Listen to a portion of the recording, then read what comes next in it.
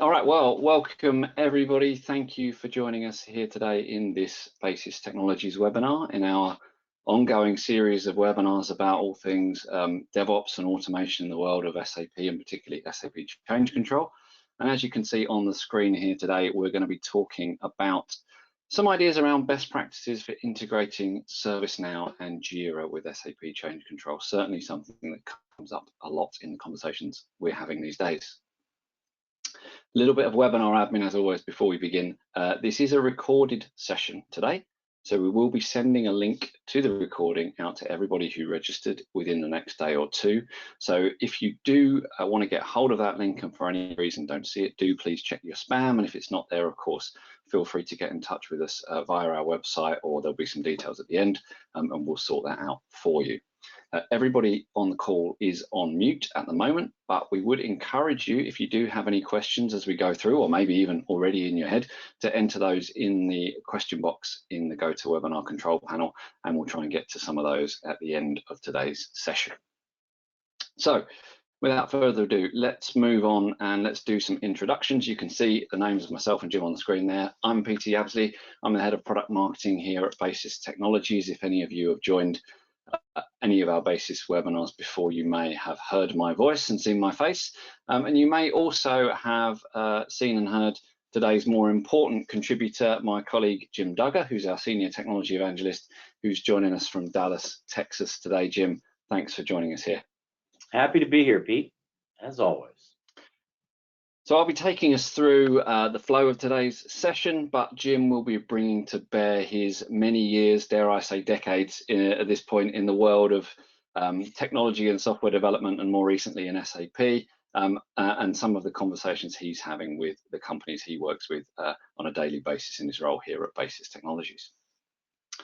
Quick look at what we're going to cover today at a very high level. We're going to just talk very briefly about the problem we're thinking about here in this webinar, this swivel chair problem.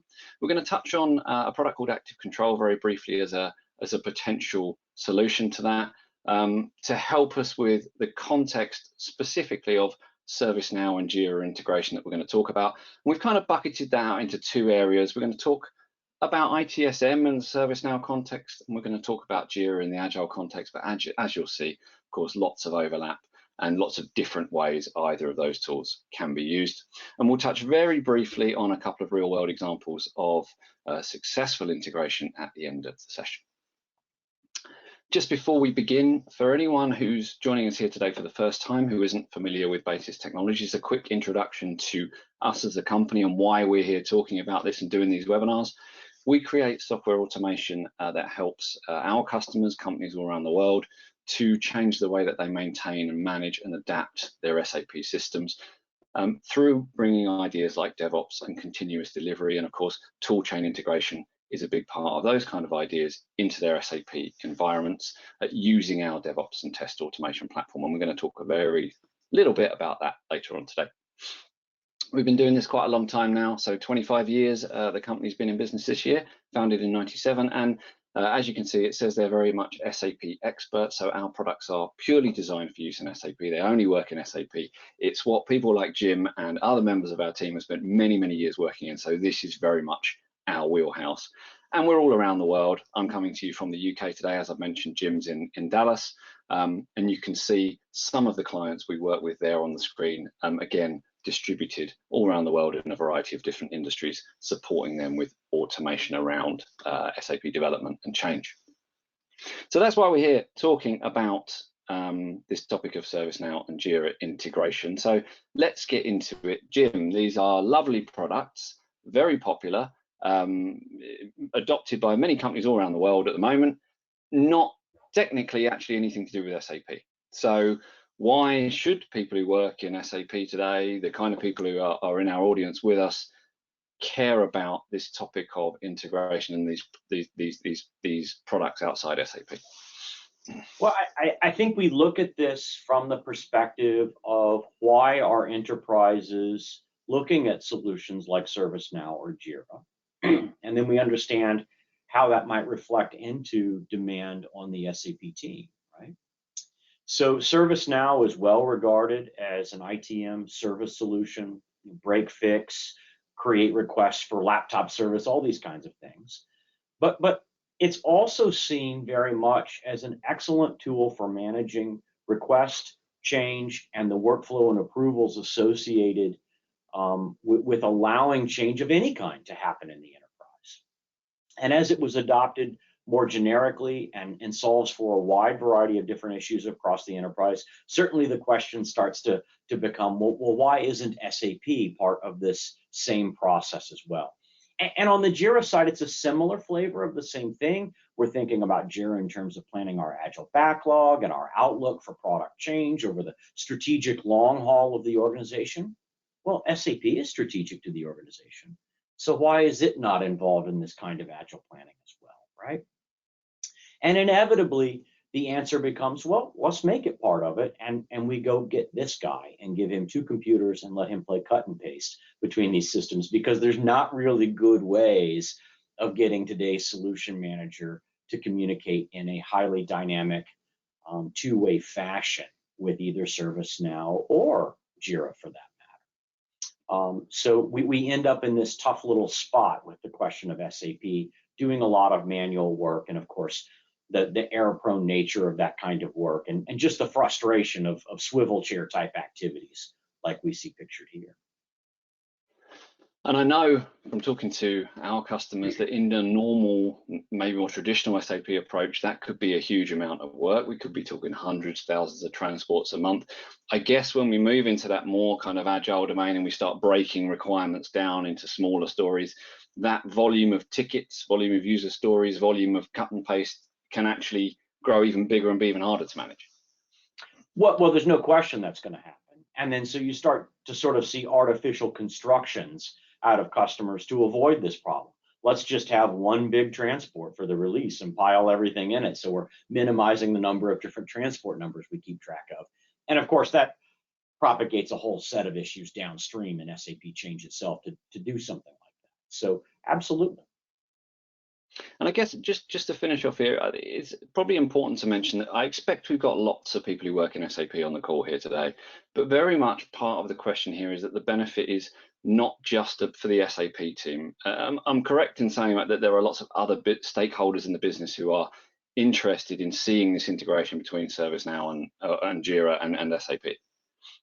Well, of course. And so this is a question I get to work with customers on all the time. I love this question. Is SAP the hub of your wagon wheel, or is it a spoke? And no one's denying the importance of SAP, how critical it is as a business system. But increasingly, it's one of many different components that exist in the enterprise. And it's often a component of a larger assembly. I mean, this classic example of a web interface that sits on top of SAP as a backend and system of process, right? You know, you're going to make a change that brings new functionality to the enterprise across both of those systems concurrently. So why are you not managing that change from a single point of view in terms of the requirements for the business, and then letting it task out to the different portions of the organization that need to actually do the real work of implementing that change? So absolutely, everybody involved needs that single point of view. Okay, cool. So let's move on. I mean, I'm sure a lot of the people on the call are familiar with that situation that we've just described there, and you've touched on this already, but you know, the question then does beg itself, well, why don't we just connect the two up then? Everybody else is connected to these tools, right? Yeah, and I'm going to pick on SAP a little bit, even though I have such a deep love for it. It does make the assumption technically that it is kind of the center of the universe. For those of us that have done work trying to connect Solution Manager to external systems that use modern webhooks and web services APIs, I mean, it's a non-trivial task. A lot of this software was never designed with that kind of connectivity in mind. And never mind the fact that neither Jira nor ServiceNow have a very rich intrinsic knowledge of how SAP operates anyway within them. So we do have to have some mapping to be able to get these solutions to work together well and play well together. And that presents a significant technical challenge to doing this well. Well, that will take us on nicely to our next slide. But you know, we're here. The title of our webinar is about best practice, and so basically, then the first step in best practice in this kind of integration is that we need some kind of platform framework that can give us the flexibility and the technical ability we need to connect these things in the right way to build the bridge over that kind of chasm we can see on the slide here. And the example we're going to use for that as part of our illustration today is active control from Basis Technologies. Something that is definitely part of our product here. We're not going to give the whole big sales pitch, so don't worry everybody in the audience, that's not what we're here for today. But Jim, as we mentioned maybe active control later in the presentation, can you just give a very brief introduction to our audience of what this is and how it fits so they know what we're talking about if we come on to this later? That's right. And through the course of today's conversation, of course, we're going to talk about some best practices and some ideas for being able to tightly and effectively integrate both change solutions and product planning solutions. That does make an assumption about the SAP environment. And that assumption is that I have a technical solution in place that elegantly manages transport, creation, flow, promotion, all the work and all of the rigor that's required to do that kind of activity in a very effective way. So active control does a great job of playing that role for the sake of this discussion. It has those abilities to manage transports. It has the ability to implement a release workflow of very high quality and rigor. And most importantly, it also has the APIs on the front end that we can use to then integrate with these cloud-based solutions and other solutions that provide the facilities that we're going to talk about today. So that's the brief sales pitch here, but we are making an assumption that something like this is in place in order to facilitate the conversation. Okay, so let's talk about ServiceNow then. I said at the top, we're going to kind of split Jira and ServiceNow into two buckets. It's a bit artificial, but am I fair in saying that we tend to see ServiceNow in our clients more in an ITSM type context? Yeah, that's accurate. I mean, obviously ServiceNow would tell you they do backlog, they do Agile, they do everything, and they do, and that's fine. But when I've been working with customers, primarily the adoption of ServiceNow has been around the idea of an IT service model. And if I can use a phrase a little loosely in an SAP context, I would use the phrase break fix. So we see ServiceNow in this place of users coming to the system and saying something in production is not working as it should. I need a remediation. And so the challenge for the organization, of course, is they want to put all of these kinds of requests across all of their different systems into a single repository and a single source of truth. But at the same time, they need to be able to orchestrate that work out to the right individuals at the right time, implement a work approval workflow, do all the things that are involved in ordinary everyday ITSM management. So this is typically the challenge that's presented to us, and the question becomes, how do we integrate SAP into this same set of processes and this same set of goals that we have for IT service in general across our enterprise and make it part of the family?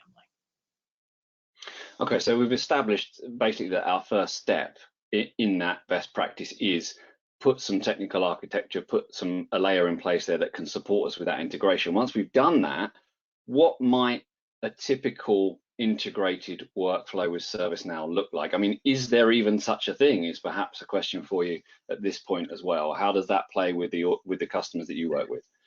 Well, as a Texan, I might ask to take the word typical out back for a little while, right? It's going to vary very widely depending on the organization, but let's use this as a starting point for the discussion.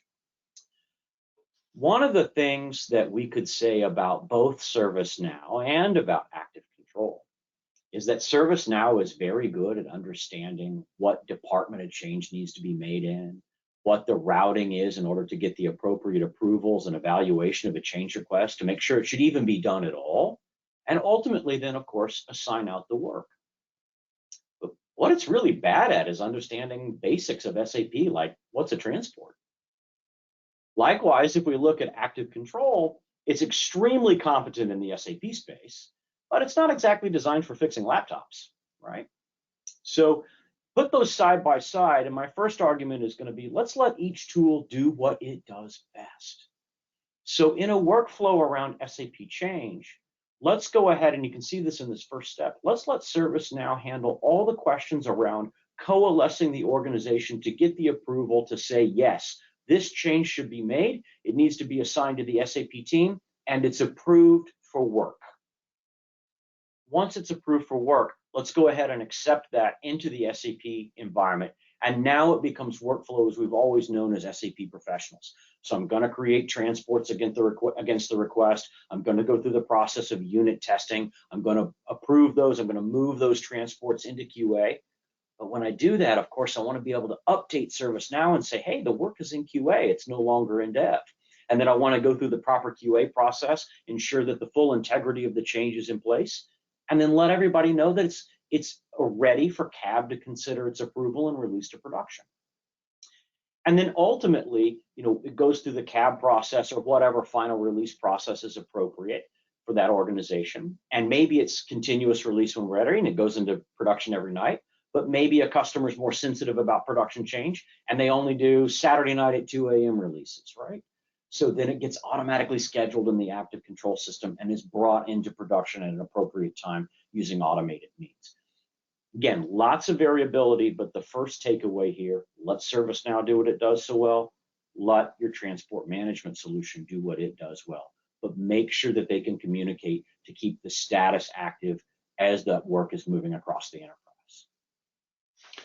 So in terms of this idea of a best practice approach, we might be disappointing a few people here by not saying do it this way. But the key reality here is, the key takeaway here is, you need to think in advance about what information needs to pass between these systems and when you want it to happen. And some of that's going to be based on your SAP change workflow, and some of it's going to be based on how your organization uses ServiceNow. But plan that out ahead of time, and that's going to be part of course, how you build that integration, because it will be specific to your business. And again, we need a flexible technical solution that will help us do that, which brings us on to another question around this kind of integration, which is how we do it, how we technically connect these two things. So Jim, do you have a recommendation here for our audience in terms of how they should approach this? Well, I do. I have two recommendations. And it depends, again, on the situation that we're in technically in the customer environment, right? So there's two basic physical approaches to wiring these systems together. The first and the most simple is a direct connection between something like Active Control and ServiceNow, right? And you can go out to the ServiceNow store and download the Active Control connector and begin an implementation of doing that. And that makes the most sense when I have a customer that comes to me and says, hey, I need to connect Solution Manager, or I need to connect SAP Change to ServiceNow and be able to use these products in a unified way like all the other systems in our enterprise, right? This is the straight ahead, forward way of being able to do it, and it's very simple relatively, and the easiest and fastest way to get connected. Now, the second way is an orchestrated connection.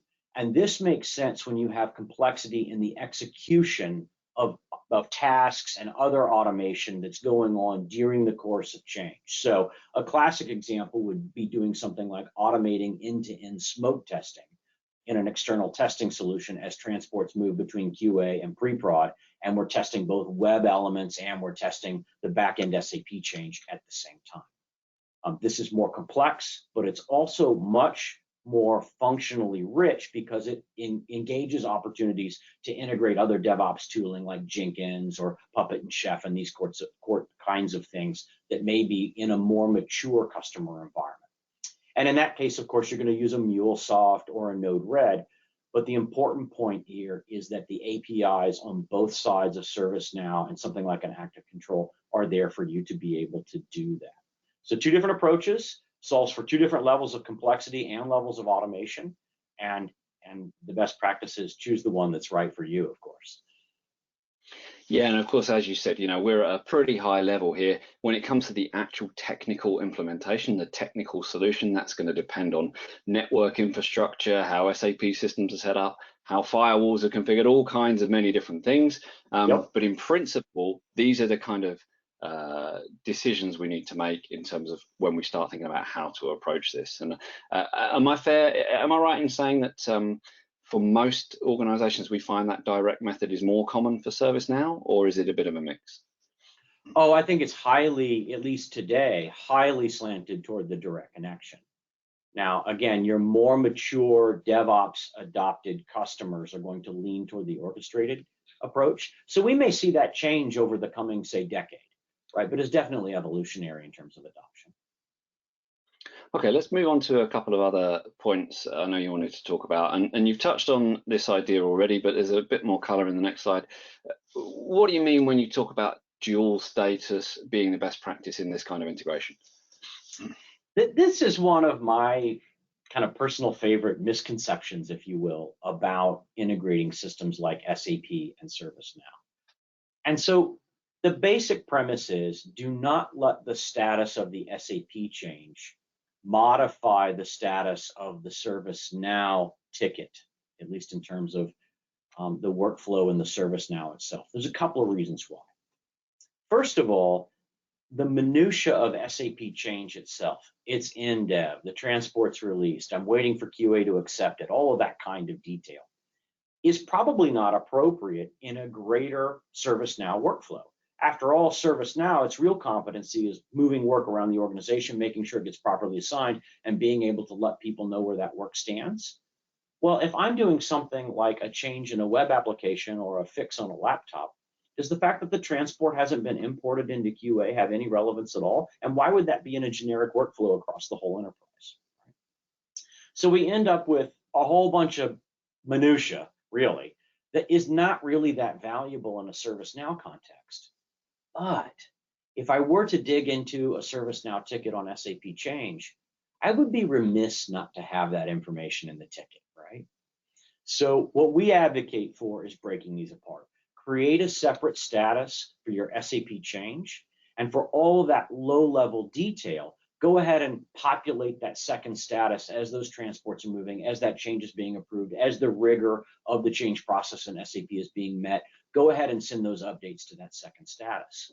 Now, you can do it as simple as a status field with a number of entries. We've even had customers, and you can see in that final screenshot, that have created ServiceNow customization with a tab specific for active control status. And so they're able to see not only the status of the ServiceNow request and change, but also the minutia of where that work is in SAP itself, and be able to keep those separate, but yet in the same ServiceNow ticket.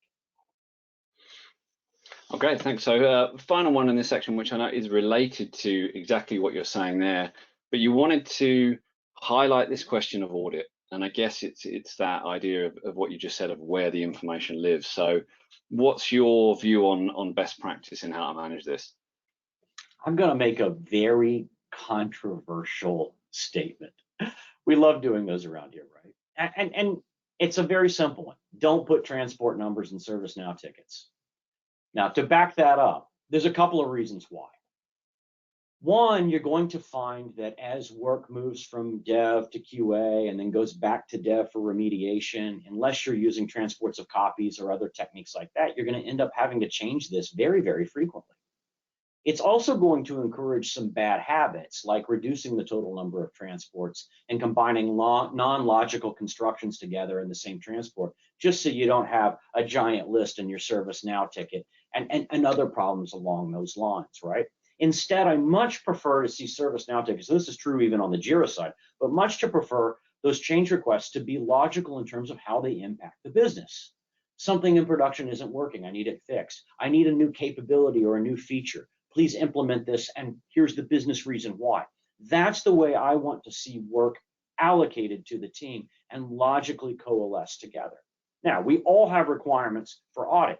I'm in an FDA validated environment. I'm in an ISO 9001 environment. I need to go back and see the details of the change from a SOX perspective. I get that all that's required. Every single transport, every single approval, every single test case, every single detail is already in active control.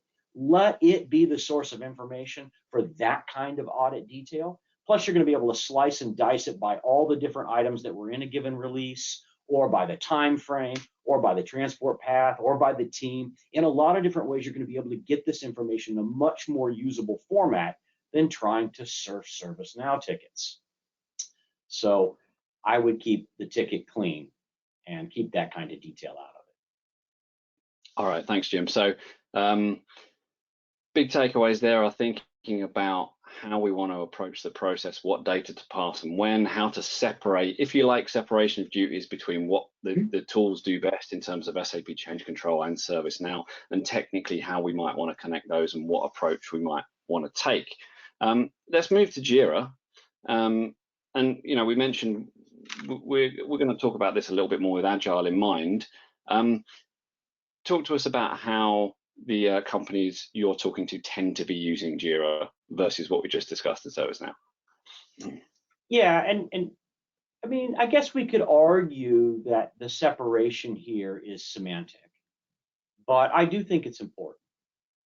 The primary use case that I see for Jira is one about thinking about future product plans. I have requirements for what tomorrow's implementation of SAP looks like at the enterprise, its capabilities, how it supports the business, the strategic direction, and the types of new features that are going to make us more innovative or more competitive in the market. And so we're thinking about outlook. We're thinking about the future here primarily, as opposed to more of a break-fix perspective that I typically see around ITSM. But that doesn't change what we're trying to achieve.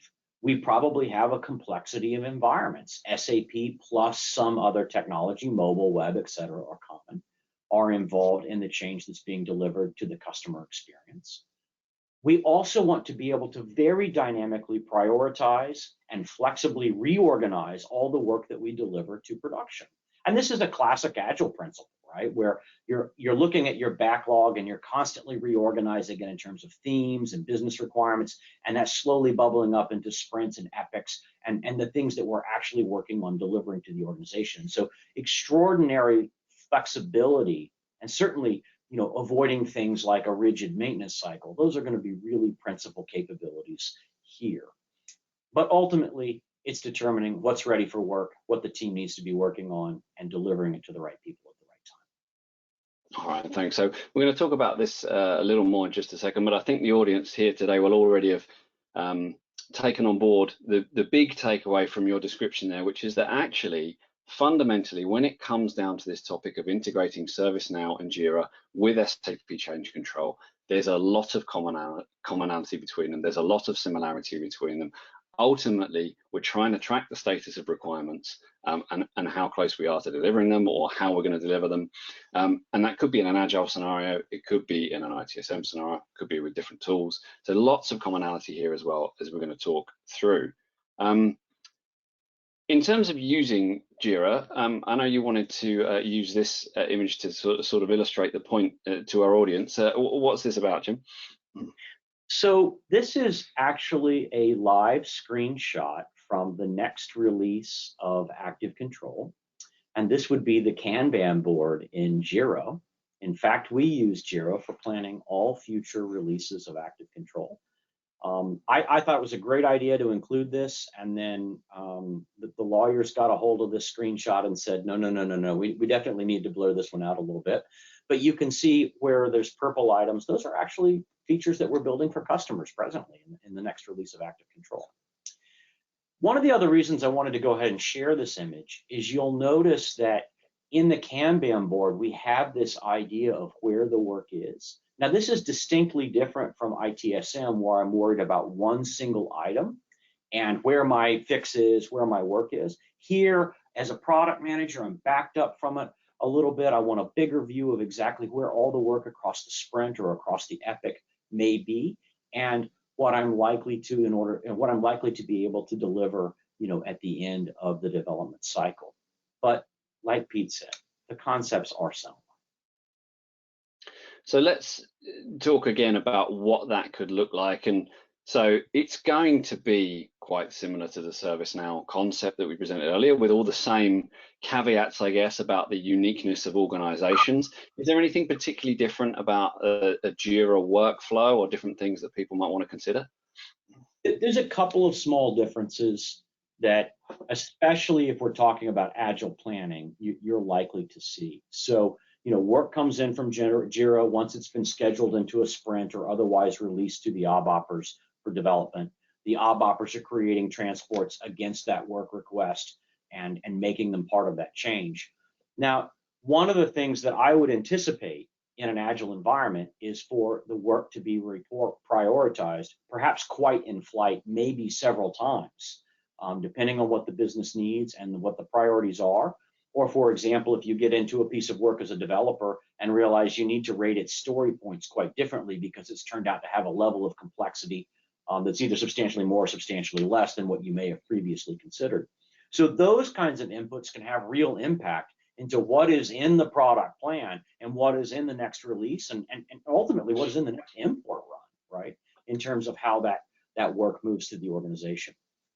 The basic process of going from dev to QA, that's all relatively straightforward and relatively similar. Of course, updating the Kanban board to keep it accurate.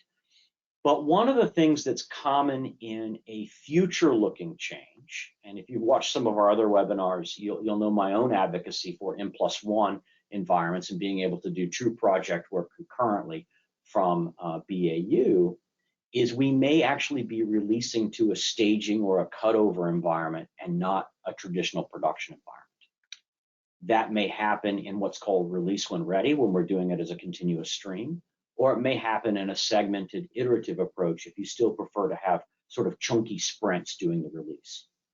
It might be production if you're using Jira for those changes, but often it's stage or cutover. So that might be one other consideration that's a little bit different here.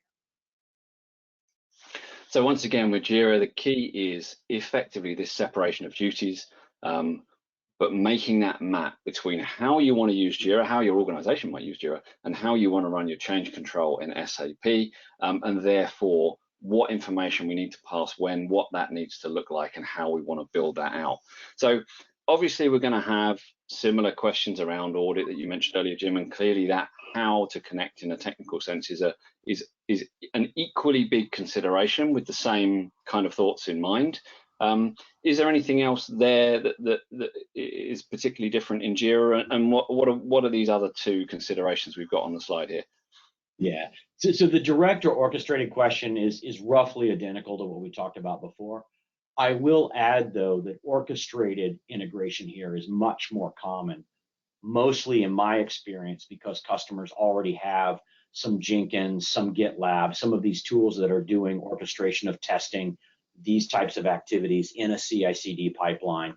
And because Jira tends to be looking at forward-looking work, that is more readily adopted than for ITSM change. But it's still basically the same question. Now, the second thing that I'll advise around integrating Jira is it's very common for SAP-centric people to go ahead and just take their existing release workflow and try to map it into another solution, another tool, another concept. Let's just press pause for a second.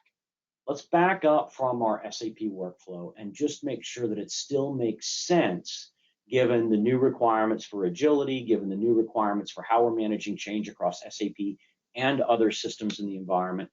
Let's just make sure it still makes sense to do it the way that we've always been done. You may end up with the same workflow, that's fine, but this is a great chance to ask, should we change? Now, the last thing I'm going to talk about, and we've actually got a whole slide about this because I think it's that important, but we need to seriously consider what the hierarchy of change in the organization of work is going to be. This is something that we haven't maybe thought about as SAP only practitioners. We've just basically thought about transports, but it's much more complicated than that when we start thinking about making change that supports the business over the long term, especially if we're using an Agile methodology to do it. Okay, well, let's take a look at that slide before we move on from this section. So what are we seeing here? So this is just a proposed way of organizing work in active control and aligning it to Agile concepts that you're likely to have in something like a Jira, right?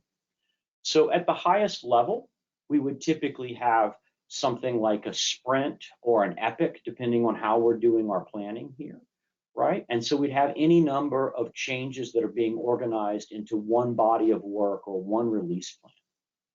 In active control, there's a concept called a project that aligns very, very nicely to that concept. And you might have one or more multiple projects that align to the different ways that you're organizing work in Jira. Now, below that, typically, most customers will then have user stories that describe the requirement of the change that's necessary here. And this is something that I like to say, keep it at a business level. A great user story is, I need a new field to be able to define what sales territory a particular transaction is taking place in. A very bad user story would have all the technical detail of what field numbers and names to use and the ABAP way to implement it, right? Again, let's keep that at a business level, because that's going to allow us to associate all the necessary changes that might need to happen across a number of different systems in order to support that. A classic example is a change in BW and ECC that have a dependency between each other and need to be orchestrated into the same release. Likewise, you might need to make a change in a web interface and on the back end in SAP at the same time. Those are going to be in the same user story inside of a Jira ticket, even if they're not inside the same user story in SAP in an active control. But then the one that does really align well is the concept of a task. And so a task, of course, is a specific implementation that a developer is going to implement, or a specific change. And that is almost always a one-to-one relationship with the transport in SAP. And so these bubble up. Now, this is not hard and fast. You can have multiple business tasks that have a hierarchy with each other. You can have business tasks that belong to multiple projects or epics. There's lots of flexibility in this. Take a moment to think about how you want to organize your work, especially since it's going to be coming to you in a way that's a little bit different than when you were thinking about it in an SAP-centric only mindset. And just to be clear on what you said there, Jim, we're not fixed to 3 layers either. I mean, I know in some organizations we see more granular differentiation. And this is a great question of, what does the business need? How should we organize work? So as we said, very similar scenario there if we're thinking about Jira or ServiceNow, whether it's Agile or ITSM, some key considerations around what data should pass, what connection method we should use, separating the best aspects of those different tools and thinking about how we track status most appropriately. And then when it comes to the real technical level and the level of what the discrete process steps are, that's really an organizational thing. It's very difficult to say there's a best way to do this in specific terms, because of course, as we know, everybody's SAP landscape is different and everybody's process is different. But just before we wrap up, let's take a very brief look at a couple of examples where this kind of thing has been done successfully. As it happens, by coincidence, we have a couple of ServiceNow examples rather than ServiceNow and Jira, but this could be either. These are the 2 that seemed appropriate and relevant. So Jim, why don't you just talk us through this first example that you were involved in? Yeah, and this one does have a place in my heart, because I worked with this customer extensively during their investigation of the solution and ultimately leading into their implementation of active control. This is a spices, baking goods, extracts company, food company. They make all kinds of things that I'm sure you have seen in your local grocer. They came to us initially just looking to connect Solution Manager to ServiceNow. But as we started to investigate with them and understand the challenge that they faced, they were looking for something much more robust and flexible in terms of being able to manage and organize the work and the change requests that were coming from the enterprise, and of course support those from the SAP team. So at the same time, they also wanted to move closer to DevOps and have a more agile approach. So we positioned active control with them. And this allowed us to solve 2 of the problems that they were facing. One, it gave them the infrastructure and the tooling that they required in order to become much more automated in their release process and enforce consistent rigor with every single change. But it then also provided the interface necessary to be able to have a robust 2-way integration with ServiceNow and do a lot of the types of ITSM ticketing things that we've been talking about through the course of this presentation. After we got that implemented, they came back to us and said, hey, we're looking at managing an S4 project, migration project as well. And so we've started engaging with them on that part of their journey additionally. So Jim, how did they set up the connection in this company between ServiceNow and Active Control? And when it came to things like that dual status, were they taking on board those kind of recommendations you mentioned earlier, or did they go a different way? No, we definitely went direct in this particular case because the goal was a very tidy connection between SAP and SAP Change and ServiceNow. So the direct connection made the most sense. And yes, they do use a dual status audit approach. So this company then achieved that goal of being able to use that single unified ITSM platform and expose that status of SAP development and delivery to the rest of the business much more easily. Similar story here for our second customer, which is a very large manufacturer of industrial equipment based in the USA. And they were also using ServiceNow, but in a slightly more, let's say, agile, orchestrated way across their organization. And they initially started with active control in place to help them automate their SAP change control process across what is a very large and quite complicated landscape in this particular company. And once they'd done that, they realized that they had the ability to make this connection. They wanted to do that for a number of reasons. So they tried to look at this idea of whether that direct approach, make it one-to-one, just make it happen, was right for them. And after some work and some investigation and looking at the requirements of their business and what might work best, they actually did take a step back and they engaged with their broader team and they took a look at what was already there in the business in terms of tooling and maturity. They discussed with some of the agile coaches in their organization, some of their quality management team, and they actually realized that in their particular case, because of the direction of travel in terms of their IT development strategy and what they wanted to achieve, and the fact they wanted to be more agile, that a more orchestrated connection would be the right way for them to go. So this organization actually is now using some of the webhook functionality and active control to connect through Jenkins to ServiceNow in a much more loosely coupled way that's easier for them in their current scenario and setup to maintain and gives them the flexibility that they need in their organization, and also helping them to standardize as well with the approach that they're taking for other applications in this tool chain. So similar kind of outcome in terms of exposing SAP development to the business and aligning it with what's happening for other applications in their ServiceNow tool, but kind of a different route to getting there than Jim described with that first customer. So that brings us to the end of today's session. Let's just wrap up quickly what we've covered before we look at a few questions. First of all, key point to take away is we don't need that swivel chair. We don't need to be manually copying and pasting and updating hundreds, thousands of tickets in different systems outside of SAP for our SAP change. If we use ServiceNow and Jira, we can connect those together, but we do need the integration platform that is going to provide the bridge across that chasm between SAP and those tools or other tools, with the flexibility and the technical options that give us a practical way to do that. And when it comes to workflow, when it comes to the how and what should it look like and what steps should you have and what information should pass, well, ultimately, maybe no such thing really as best practice as Jim has described, because it's going to be down to you and what you need to do in your organization. But either way, ServiceNow integration, Jira integration, whether it's for Agile, whether it's for ITSM, lots of commonality, lots of similarities there. We need to decide on the best strategic way to connect that in a technical sense in our landscape.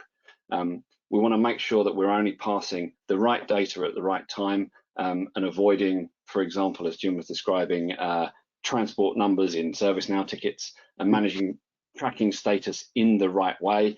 And I think importantly in both those scenarios, Jim mentioned it particularly for Jira, but I think it applies to both, is that don't just map your SAP process and try and push it into those tools. There could be a lot of experience, a lot of best practice, a lot of standardization that maybe the rest of the business is already bringing to bear there, or even if there's not, maybe you have some new opportunities in the way you track and manage some of this stuff with the power of Jira and ServiceNow as well.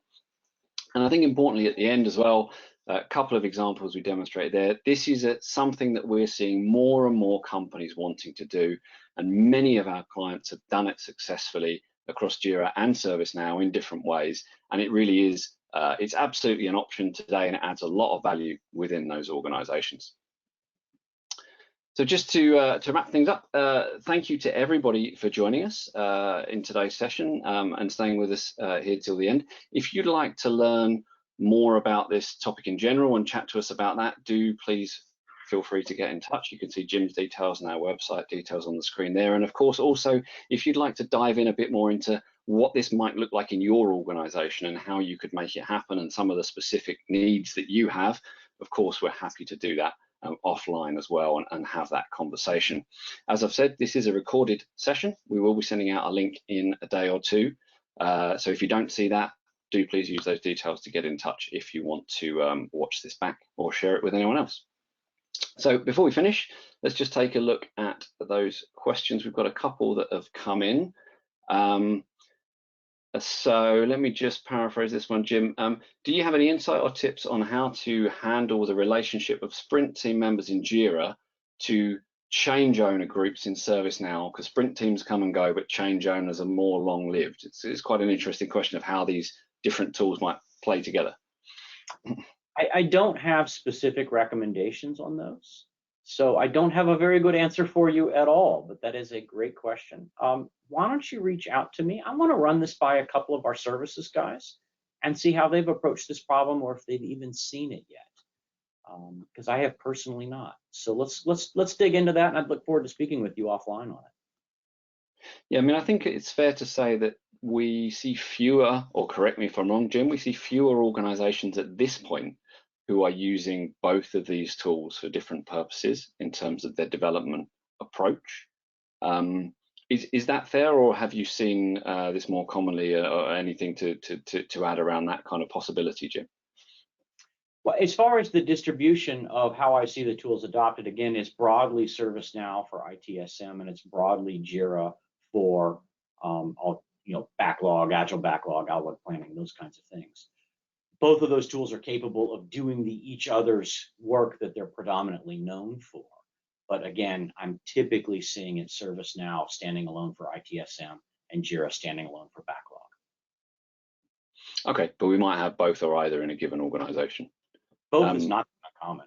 Yeah. So another question here about the technical communication between SAP and ServiceNow. Actually, I know this does come up often. Will firewall modifications be needed to make that happen effectively? It is impossible for me to know what your environment has in terms of firewalls and ports that are available and these types of considerations. But I will tell you that the communication between these systems is in a well-documented API, and it's predominantly over web services. Of course, it's secured with standard TLS, and so you're going to have to deal with the X.509s on both sides. But it's not going to be anything that's unusual or that you haven't seen before if you're used to dealing with enterprise-type applications. Okay. Got another one here. Again, let me just sort of paraphrase. How is the status of a transport's location and its approval status reported to Jira, and is that customizable? It is. So when active control, and I'm going to speak specifically for active control here, when active control is initially deployed in a customer, we will go through a blueprinting session to understand what your release workflow should be. A lot of the reason for this has to do with the very deep and technical analysis active control is capable of, that does all the detection of release issues and other problems with transport handling, and is a core value proposition of the solution. But a byproduct of having gone through that process is we're able to assign identifiers to the location of a transport that's very useful in terms of understanding where it is in the workflow. So for example, it might be in unit testing, which would be in development. It might be awaiting peer review. It might be awaiting acceptance into QA. It might actually be in QA. And all those statuses are going to be well known to active control because after all, they've been defined during that blueprint process. We are simply using that particular piece of data and uploading that through the interface that's provided by either something like a Jira or a ServiceNow to reflect the current status on those tools. So obviously this informs the position of the tile and the Kanban board and something like Jira, but it's also informing ServiceNow in terms of the activity history where the SAP change work lies. Okay, great. Thanks, Jim. We've just got a couple more questions here. I suspect this one may also require some more detailed conversation, a more specific conversation, but the question is asking, with different fields required for ServiceNow on SAP, so I guess the tracking of different data in those different tools, are there any particular fields or values that you could recommend each side containing? So I suppose, do you have a broad answer of definitely do these things, and we'll talk about the rest separately. Is there anything that springs really obviously to mind? So let's not go into the details of the field names now, but yes, the integrations come with a standard template recommendation, I guess you could call it, a standard configuration of fields that are going to be exchanged between the two systems. And that's just the out-of-the-box functionality. Now, no ServiceNow system in this world remains unmodified or uncustomized to its user, and certainly no SAP system does. So you're probably going to have some of your own, but there is a standard complement that we would recommend. And if users want to customize fields, which is possible both in ServiceNow and Active Control, and map those together as part of their specific process, that's absolutely, I guess, what we were talking about when we said, well, here's a workflow, but maybe not yours. Well, and even beyond the workflow, I think what they're really speaking about is the technical details of the payload that's exchanged with each update in between the two systems. Now, this is one place that the orchestrated integration option has some additional capability. When you're dealing with the direct one, you're basically dealing with mapping SAP values and information directly to, say, ServiceNow values and information. And if you want to change one of those, you're going to go change it in both places, right? If you want to do this in an orchestrated environment, one of the nice advantages is you'll have the facility of a transformation as part of the workflow that exists in, say, like a Node-RED or a MuleSoft.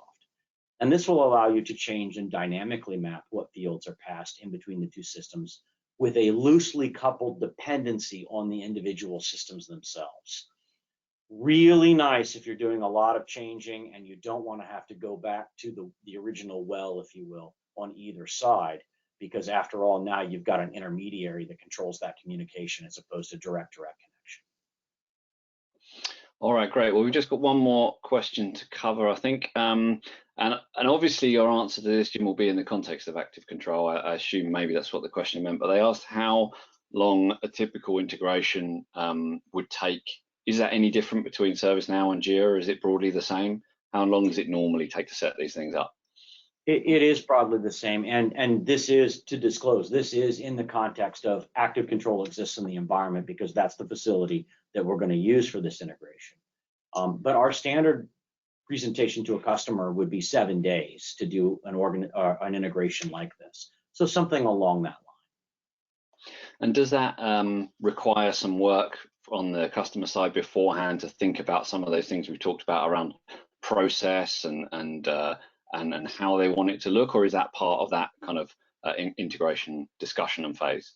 Well, this assumes we've gone through a blueprinting phase. Active Control is operational. Those considerations. So yes, that's additional work there. But then again, it's already been done because Active Control is in place and the customer has a suitable solution for managing transports at that point. Okay, great. Well, that brings us to the end of our questions. So let's wrap it up there. Once again, thank you to everybody who's joined us, who's still with us on the call today. Jim, thank you for all of your input. And we hope to see everybody here today on another Basis Technologies webinar in the future. So thanks very much for joining us, and goodbye.